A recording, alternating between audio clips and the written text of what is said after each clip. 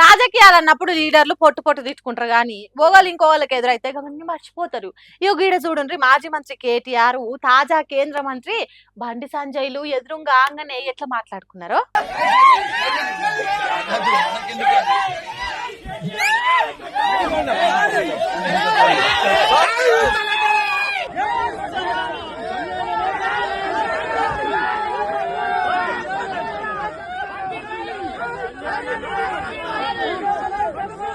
Phone tapping ముచ్చట మీద పొట్టు పొట్టు తిట్టుకున్నది వీళ్ళైనా అని మనకే అనుమానం కలిగేటట్టు చేసిండ్రు కదా.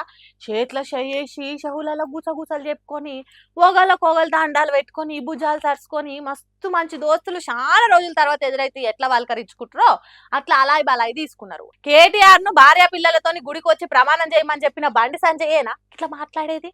ఫోన్ ట్యాపింగ్ కేసులో అడ్డగోలు అబద్ధాలు చెప్తున్నాడని బండి సంజయ్ మీద పరువు నష్టం కేసు వేసిన కేటీఆర్ అయినా ఇట్లా కలుసుకున్నదని జనం పరిశాన అయ్యేటట్టు కలిసిండ్రు. వీళ్ళు ఇట్లా కలిసిండ్రో లేదో కార్యకర్తలకు ఉత్సాహం ఆగలేదు కావచ్చు. జేజేల మీద జేజేలు కొట్టిండ్రు. దాంట్లో బండి సంజయ్ అభిమానులు బీజేపీ కార్యకర్తల గురించి చెప్పవశం కాదు పోన్రి, ఒక్కొక్కరు శంగ ఎగిరినంత పని చేసిండ్రు. కాబట్టి పబ్లిక్ మైకు దొరికితే తిట్టుకునే లీడర్లు చూసిన మనము రెచ్చిపోవద్దు, వాళ్ళు మంచిగానే ఉంటారు అనేది గిది చూసి అయినా తెలుసుకోండి.